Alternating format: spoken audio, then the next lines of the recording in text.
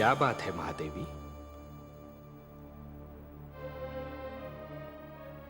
आपके इन सुंदर नैनों में आश्चर्य और विस्मय की छायाएं क्यों तैर रही हैं? किस सोच ने आपके मन को घेर रखा है? कुछ नहीं विश्वेश्वर,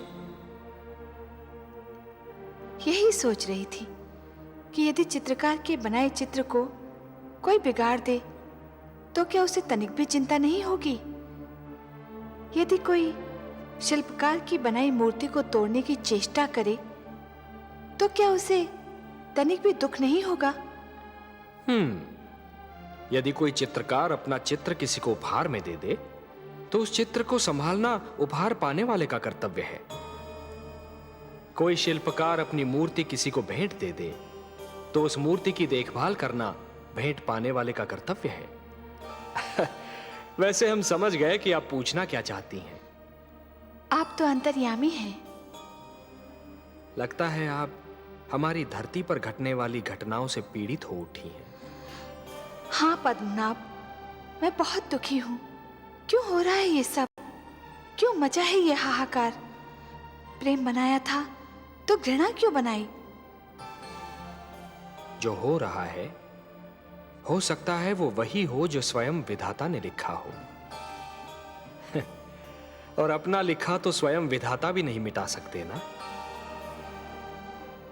हे महादेवी, हो सकता है कि यह मानव की परीक्षा हो, उसके कर्मों की परीक्षा हो। पर ऐसा संसार और ऐसा मानव आपने बनाया ही क्यों नारायण, जो आपकी बनाई धरती पर अंधेरा फैला रहा है? तो आप क्या चाहती थीं कि हम केवल दिन बनाते और रात्रि न बनाते? फिर मानव को अंधेरे उजाले का अंतर कैसे जान पड़ता? विष न होता तो अमृत की महत्ता कैसे जानी जाती? पुष्प के साथ कांटे न होते तो पुष्प के सौंदर्य को कौन जान सकता? पतझड़ न आती तो वसंत ऋतु इतनी सुहानी कैसे लगती? हमने मानव को बनाया है देवी। मानव इतिहास को बनाने का कार्य हमने अपने हाथों में नहीं रखा, वो तो उसी पर छोड़ दिया है। अभी तो उसे अपनी शक्ति का आभास हुआ है। इसी से उसे न्याय अन्याय, सत्य असत्य, धर्म अधर्म और पाप और पुण्य की जानकारी भी होगी। हमने बुद्धि दी है मानव को, विवेक दिया है उसे।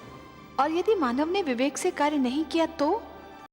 यदि धरती पर रात्रि इसी प्रकार दिन को निगलती रही तो? अंधकार प्रकाश को डसता रहा तो? तब क्या करेंगे आप? चिंता मत कीजिए देवी। यदि असत्य और अधर्म अपनी सीमा को पार कर गए, यदि धर्म की हानि होने लगी, तो हम स्वयं धरती पर जाएंगे। हम वचनबद्ध हैं। परित्राणाय साधूनाम विनाशाय च दुष्कृताम धर्म संस्थापनार्थाय संभवामि युगे युगे। अपनी लीला तो आप ही स्वयं जानते हैं पद्मनाभ।